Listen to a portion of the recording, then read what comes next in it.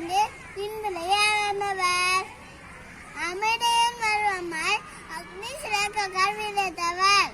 இல்லற வாழ்வை தொடர்ந்து இந்தியாவை இதயமாக்கியவர்.